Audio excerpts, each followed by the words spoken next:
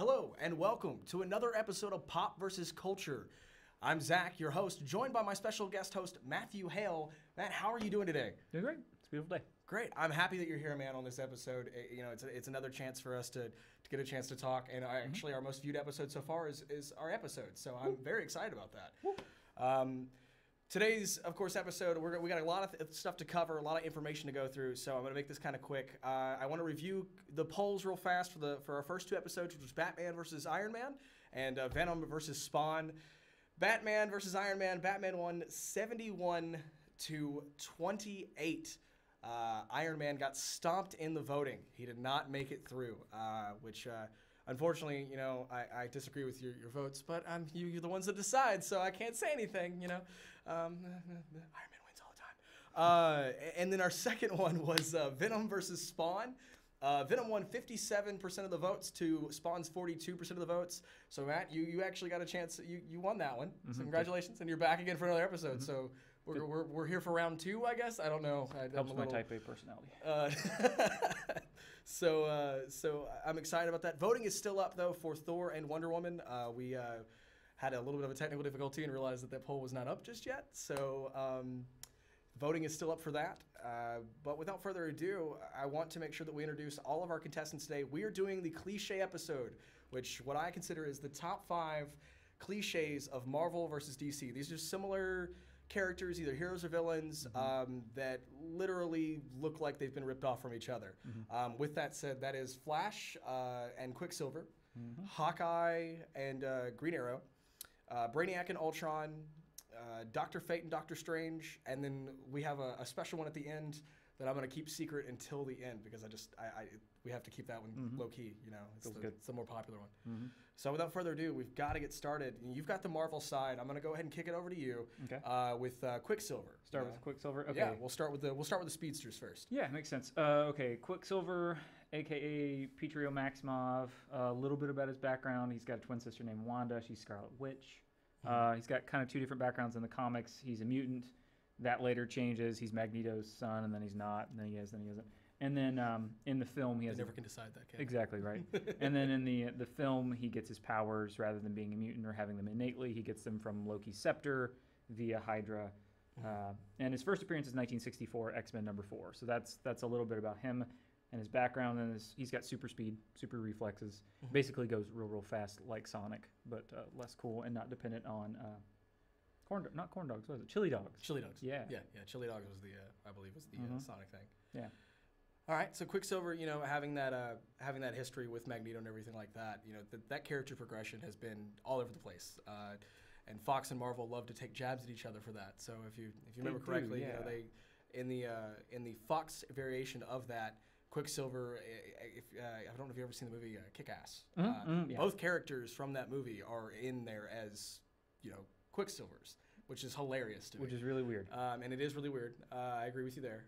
But the X-Men movie, the one where they go back in the past or whatever. Is it Days of Future Past? I think it is Days of Future Past. And they rescue Magneto out of the jail cell or whatever. That one is the one they initiate that version of Quicksilver, and he's like, that's my dad. Yeah, and then in the MC, do I say spoilers? Spoilers. It's Age of Ultron. At this point, they should know. Yeah, he gets shot. So yeah, he gets shot, unfortunately, and there's rumors about that coming in and everything from the characters and stuff. Yeah. So, but with that transition, I'll transition over to the Flash. Now, the Flash. Very iconic character for DC. One of the characters that really makes up the Justice League, of course. Quicksilver being more towards X-Men and a little bit later in the Avengers. Flash is, one of the OG members. He's one of the originals. So it was really cool getting a chance to research him because I had no idea that he first appeared in the 1940s. But the variation that we see now, which is the red and gold costume and all of that, and Barry Allen's Flash, was 1956. He appeared in Showcase #4 in October of 1956. But it was a reimagination of the character, which was kind of crazy. So what they tried to do with the storyline was his grandfather was the OG one in 1940, where he is the one in 1956. Yeah. Origin, of course, mother died. His father was arrested. Weapons and powers, I kind of got a little free with this one. So we both know they're speedsters. They've got the superpower, superhuman reflexes, enhancements, and stuff like that. The difference between Flash and Quicksilver was the Speed Force. Yeah. Speed Force gives Flash all of these things that just you can't get from any other speedster. I mean, I don't even think Sonic the Hedgehog would stand a chance at this point. No. Even with the Chaos Emeralds. But the one thing that I found funny and kind of interesting that they still keep around is the costume ring. He has his entire costume bundled up in a ring. It's weird. Wouldn't you think you'd just look for that? I mean, that's just me. I would be looking for the guy that has the costume in the ring, being like, maybe that's the Flash. I do think his movement is dependent on calories, which is interesting, right? So he's constantly eating things, which is kind of like Sonic and the in dog-based food. I remember the Justice League show. They would make a lot of nuances towards him eating a lot of food. The biggest thing that I found on here too was Barry Allen is a very source and creator of the Speed Force and generates it with every step he takes. For this very reason, he is unaffected for any other speedster that tries to steal or drain his speed. He has also shown that he cannot be stopped by any force that if he absorbs the Speed Force. He's given accelerated healing, enhanced senses, mental process, travel across dimensions and time, electrokinesis, I can't speak today, which is lightning emanates from that. So that is... Being able to travel back in time is kind of a big plus, That's a big plus, yeah. But if you can't eat... if you can't eat, there's a problem. So what's Quicksilver just got to keep knocking out the food? I imagine if you can move faster than time, you could probably find like a Wendy's. Yeah. Let's keep this kind of rolling down the road here. What I kind of want to do is jump into a quick little mini debate about just how Quicksilver and Flash would be, mano on the street, and then what kind of would happen. So we'll kind of make it a little quicker than what we of course did with Spawn and Venom. Yeah. But what would you think if they met mano a mano? Who's throwing the first punch? Who's making the first move here? I think Quicksilver might make the first punch, but I don't know if that matters if you can, again, the traveling back in time is kind of a hard thing to beat, right? So if you could travel back in time, if someone threw the first punch, theoretically, if you went back in time, you could then throw the first punch? Yeah, right. Yeah. There's a John Barr hinge where you could always deviate from that which happened. What are we getting into Schrodinger's cat now? Right, We're just consistently looking for... I don't know if technically Quicksilver would throw the first punch or he would have thrown the first punch, but it didn't exist prior because... I think Flash. I think that I'll go on the opposite end for that one. I think Flash would throw the first punch in this scenario. He's not to be pun intended, a flashy character. He's very mouthy. He's very jokestery. He has this type of humor that kind of brings that character about for him because he is the speedster that almost looks like he's addicted to coffee, like Fry in Futurama. Yep. So you've got that kind of aspect of him. So I think Flash overall, and just with the basis of the power generation, I got to take him on this one for the fight. For who did it better, I think storyline. I think that Quicksilver has the more interesting storyline with the fact that he's been able to progress through and they've changed it so much. He's Magneto's kid. He's not Magneto's kid. He's a mutant. He's not a mutant. Which, if you wanted to be devil's advocate, you could say that it's kind of like it's a long form storytelling like soap operas. So they're the person's dead, then they're not dead, then they're dead, and then they're it's twice removed cousin that's a clone, right? Right. So it does get a little bit muddy. That's the only downside I have with Quicksilver, though I do like Quicksilver. Yeah. I think overall Quicksilver's got a good shot, but I think Flash takes that. So now of course we're moving right along with these because there's five overall contestants per person for you and I, so it's 5 battles. So there's 10 people we got to cover. Who's next? Next is Hawkeye and Green Arrow, and so I was thinking since you started the one with Quicksilver, I'll start this one. Okay. Oliver Jonas Queen first appeared in More Fun Comics number 73 in 1941. Now, he's a wealthy businessman, vigilante type, and actually, if you really pay attention, his costumes most of the time is modeled after Robin Hood. Yeah.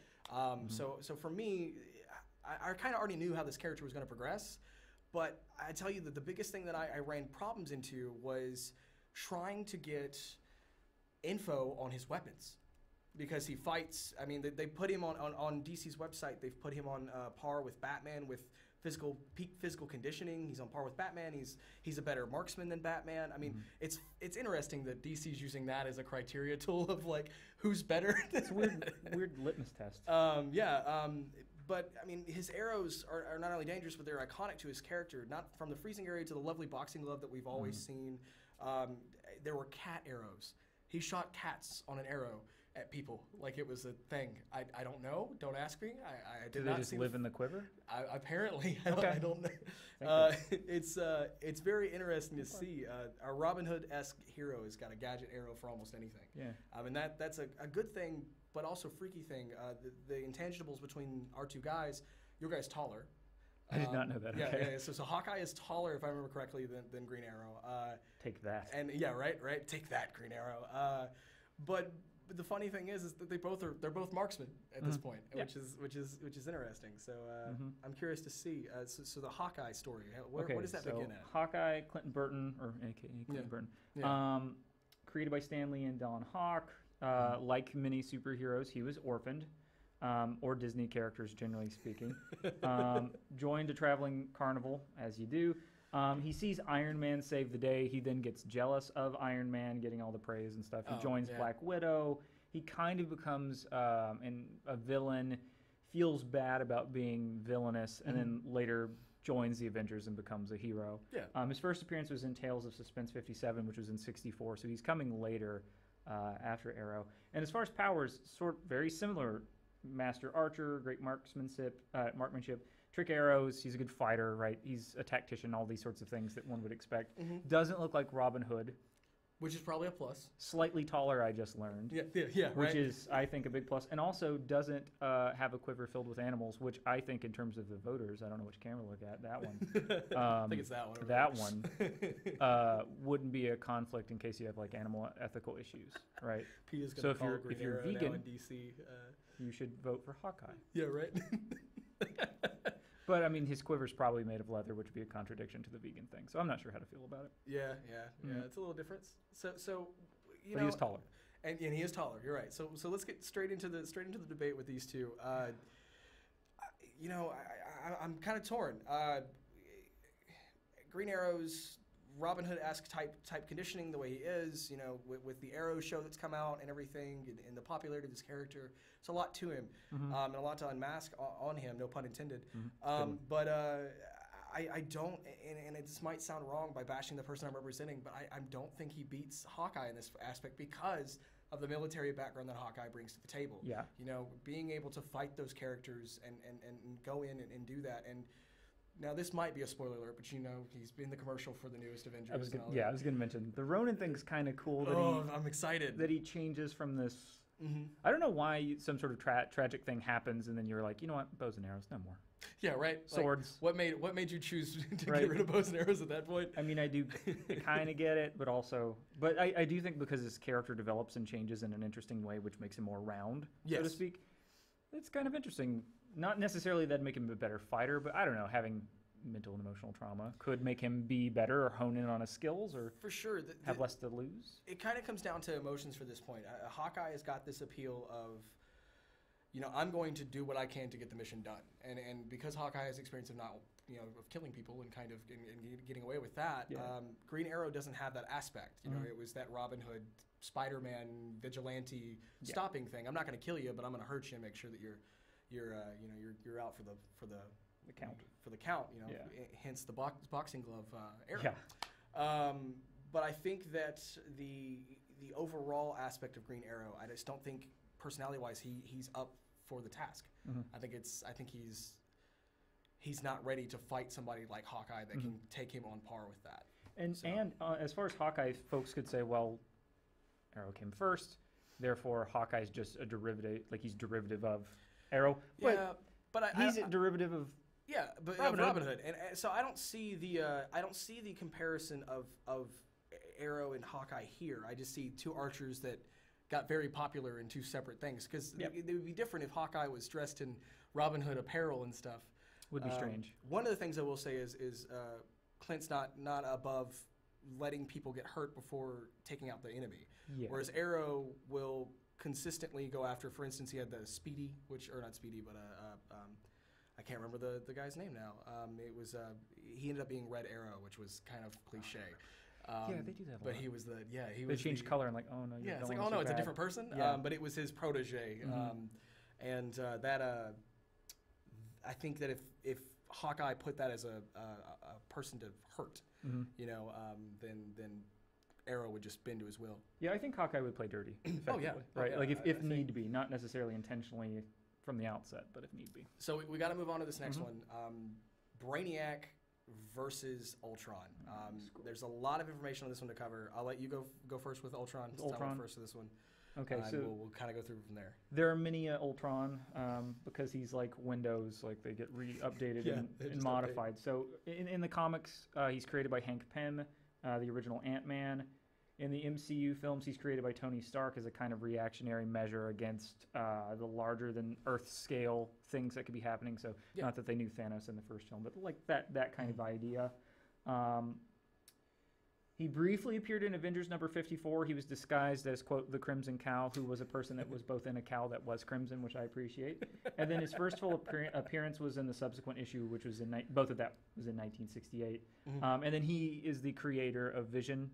So he is created by someone, and he is the creator of Vision, both in the films, kind of, and then in the comics. Yeah, films are a little different, but definitely in the comics, I do agree with that one for sure. Yeah, and then he kind of develops an Oedipus-like complex where he has an irrational hatred of Pym in the comics, at least, and kind of is attached to Wasp. Which is in the movies becomes Stark at that point, right? Yeah, which I actually really appreciate what they did with the film and liked it a lot. And Powers, he's AI, he's a genius, he's upgradable. I think that's the real strong point, is he's continuously upgradable, but that's not completely unique. Real strong, I wrote to myself. I don't know why I wrote that. Flight and then energy blasts, but he is apparently real strong. Real strong. Well, his opponent, of course, Brainiac, first appearing in Action Comics in number 242 in 1958. I didn't realize that Brainiac has been like reformed, kind of like, as you said, it's like Windows, they constantly update. Yeah. So Brainiac, being the super intelligent alien being from the planet Kalu, I think is how we say this. Unfortunately, I didn't, I couldn't pronounce it properly every time I read it. Not really good. He's fought Superman many times, extremely advanced mental abilities that have allowed him to work through numerous robotic and even human proxies, making him the dangerously formidable opponent. The biggest thing that I've found out for this, and I'm going to kind of skip through a little bit here, most consistent power for him is his 12th level intellect. I don't know what that means. So what I mean by that is it's allowing calculations and abilities, enhanced memory, advanced in understanding of mechanical engineering, bioengineering, physics, and other theoretical and applied sciences, as well as extensive knowledge of various alien technologies. For comparison, the population of the 20th century of Earth as a whole constitutes a 6th level intelligence. Oh, I feel so bad he is literally double our intelligence. I feel bad. I don't know whether I should be afraid or not. The biggest thing that he can do is take over people that I've noticed. Being able to, mental powers have shown him capable of possessing others, absorbing information from other beings, transferring his consciousness, creating and manipulating computer systems, creating and manipulating himself. He makes like numerous versions of himself. Yes. So you never know if you're fighting one of those. Which Ultron does too, which is interesting since they're almost like copy-pasted versions and those to a degree of themselves. I would say they are the copy-pasted versions. The only difference was one was man-made, the other one was was an alien. So, yeah, right. We'll jump straight into this one too. Really fast. I think when it comes down to this, Brainiac's flying around in his skull ship, his patent skull ship. Which is everyone. Cool. It is that. I gotta admit, if I'm gonna be an evil superhero, or an alien, I think a skull ship is what I'm gonna go with. Do you think his garage is like the rest of a body? Maybe. So it's just a head that attaches Maybe to that's a body. his house. He just lands at the neck and then just leaves. I would like that. We've taken this joke very far. I like this though. This is great. I would vote for him if that were the case. I would too. I would vote for him too at that. But I don't think that is the case. I don't think that is the case either. Maybe his planet was originally like a human body, and he just took the skull ship off. You've seen House Hunters. People getting things with houses that they can't go through. Right. You're right. Yeah. I mean, I think the biggest thing that these two the differential between these two is that Brainiac has the ability to kind of control and take over things. Yeah, beings that are beings. not And I don't think Ultron would cave at the will of Brainiac. You know what I mean? I mean, Lex Luthor is like his sidekick for some reason. You have twice the intelligence, or almost 3 times the intelligence of Luthor, yet he's your pure intellect. Is he real strong? Luthor? No, not Luthor. Brainiac. Oh, Brainiac? I mean, he can fight Superman. Okay, he's real strong. Is that real strong? I don't know if that. I don't know if that accounts as. I'm going to erase that note. Erase that note. Real strong. So personally, I think for this one, out of the 3 that we've had so far, I think Flash takes Quicksilver. I think Hawkeye beats Green Arrow, but I think Brainiac takes over for the Ultron. I think the overall character is not a bad design, but I think Marvel and Marvel does a great job with Ultron. But I think Brainiac being the subliminal character that he is and being this big baddie for Superman, because that's their pinnacle character besides Batman, and he fights Justice League and all that. Yeah. I think that's just the one that takes that cake, unfortunately. I'm with you on that one. The being able to control things that aren't technology, like, that's pretty impressive. I do think Ultron's design, although there's a bunch of different iterations, is cooler. Oh, like, yes. Visually, I'm more attracted to that. Brainiac's just a booger green. That's the issue I have with Brainiac's colors. He's just, which I do like green. It's one of my favorite colors. It's one of my favorites but too. But very green. But he is very green, and it's just like, all which right, is fine. I'm not being. We get it. You know, like, green's great. Yeah, if you're green out he's there, just he's very. I don't know.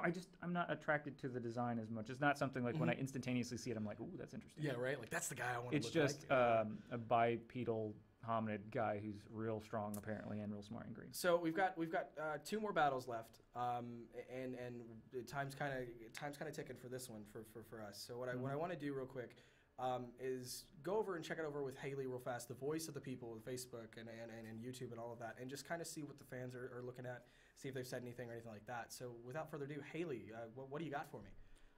So far we have 2 commenters. So thank you, Courtney Clyde and Eddie Fallon, for commenting. Okay.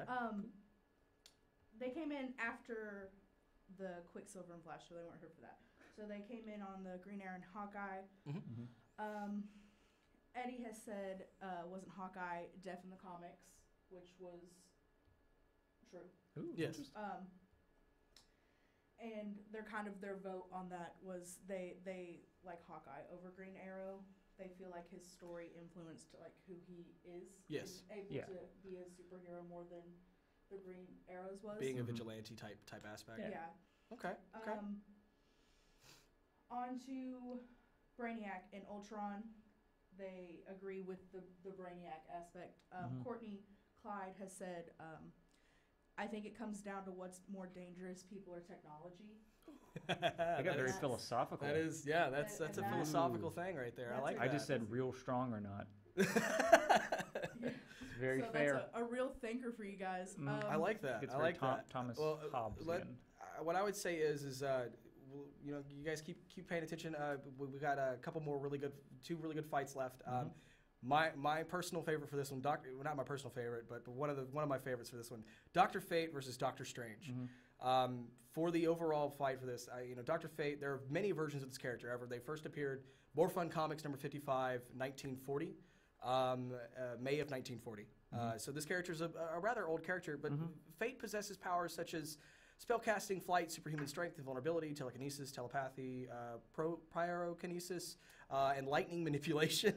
It's like Raiden on crack, apparently. Yeah, with a cool helmet. I love this character design. Yeah, it's cool. It's really cool compared to the Doctor Strange esque look. Yeah. Fate is unable to counteract spells that have already been cast and are in effect. And if you crush Dr. Fate's helmet, you'll win. You destroy the order, the Lord of Order, which is that helmet and everything. He also Fate's magic manifests in the shape of Egyptian hieroglyphics. Yeah, a lot of onks. Yeah, and Fate's powers have been described as the true conversion of energy into matter and matter into energy. So that's a little bit tidbit of him. There's been so many iterations of this character. I didn't realize how many have existed for Dr. Fate, and that really was crazy for me. Yeah. So you want to hear my? I do. I want to hear Stephen Strange. I was going to say that Doctor Strange is actually a doctor, and that was going to be my argument. But he apparently got a PhD in archaeology. Yeah. Didn't know that. Yeah. Phil did some research. All right. So Doctor Strange, Sorcerer Supreme, Stephen Strange, egotistical surgeon, and all-around garbage human being. That's actually what I wrote to myself. Accident. He has an accident in a sports car. His hands are irreparably damaged. Which the movie did really well on. Yeah, the movie's excellent on this, on the origin. He spends all of his money trying to go through various experimental surgeries to fix that. He overhears someone talking about the Ancient One. It's a little different in the film. And then he travels to the Himalayas, and then he gets trained, and he becomes the Sorcerer Supreme. He was created by Stan Lee and Steve Ditko. Debuted in Strange Tales 110 and 63. The origins was talked about a little bit more in 115. Okay. So his powers. Mastery over magic, various magical artifacts like the Cloak of Levitation, Eye of Agamotto. He's genius, astral projection, spells, shields. Also Illuminati confirmed. Oh, okay. So Illuminati confirmation makes me believe that, and straight into the debate for this one. I think personally, as much as I love the design of Dr. Fate, Doctor Strange power-wise wins this. You have, what is that? That's the time stone, right? That's Yeah. He's going to have the time stone literally around his neck. I mean, you can't beat it at that point. That's the point where I'm like, okay, this is done. And with Dr. Fate being so, you have to crush the helmet to win. It's an Achilles heel. Yeah, kind of thing. you literally, if Strange knew what to beat him with, I mean, you just take the helmet off. Yeah. Yeah, and at that point, it's over. We're going to go into our last battle real fast. We're going to make it really quick. Surprise battle for it was Deathstroke versus Deadpool. I personally am a huge Deadpool fan. When I was getting Deathstroke for this one, I was very excited. So Slade Wilson, which is Slade under, he first appeared in the New Teen Titans #2 in 1980, of December of 1980. His weapons, he underwent an experimental procedure that granted him enhanced speed, strength, and intelligence. Beyond his heightened speed, strength, and senses, I mean, Deathstroke's greatest asset comes incredibly high intelligence. He uses up to 90% of his brain activity. I think the rumor or the myth is that we only use like 10% of our brain or something like that. I think it's an urban legend, but I think people vary the percentage depending. Yeah, but it's all I've always heard as 10%. I've always heard 10%. Yeah. The biggest thing is he's an assassin. I mean, he knows all these different types of fighting styles, serving as a master of bojutsu, boxing, jojitsu, judo, jujitsu, karate, ninjutsu, weapons, you name it, he probably uses it. Patton, from what I usually see him carrying on every day, is grenades, machine guns, 2 samurai swords, and knives and stuff like that. The biggest thing that I would say that got him, which was really cool, that I found out, he had a thing called a God Sword. Or God, I think it was God Killer, if I remember correctly. And if it broke, it could regenerate. The sword itself could regenerate. Now, as for regeneration for his abilities, not like Deadpool, he can't just grow limbs back and be okay. I.e., his eye, he couldn't grow his eye back. Yeah. But he does have that accelerated healing to where if he's shot or stabbed, he can withstand more injuries. On over to Deadpool. All right, Deadpool. Real name Wade Wilson, which is obviously a spoof of Slade Wilson's, right? Yeah, I like that one. Volunteered in Weapon X program that Wolverine had been into. He was originally a villain. Apparently later cursed with immortality by Thanos. I did not know that. Yeah. First appearance, The New Mutants, 98 and 1991. As you were saying, regenerative abilities, healing factor. I think it's even better than Wolverine's. He's very skilled in combat and marksmanship. I think the most interesting thing is he's got like a magical satchel that can fit any amount of things, like like Looney Tunes kind of cartoon, because he doesn't operate. He's self-aware that he is in a comic book or an animated series or a movie or whatever. So he's able to break the fourth wall. And at least for me, he's kind of got that is his greatest strength. He has plot armor. Yeah. If he wants to use plot armor because he's aware that he's in a film or a book, he could use plot armor. And he regenerates. Overall, like a blue-tailed skink. You did that. Those lizards, Yeah, no, I know exactly what you're talking about. Straight into the debate for this one, because we're getting towards the end of this, unfortunately, and again, I've enjoyed this so far. The biggest thing that I love about these two characters is the assassination form and the differential between who they are. Deadpool being crazy, fourth wall break, knowing kind of that merc with a mouth thing. Deathstroke doesn't really have a mouth on him. He's more of that old guy strong, silent type. Yeah. Actions speak louder than words for him.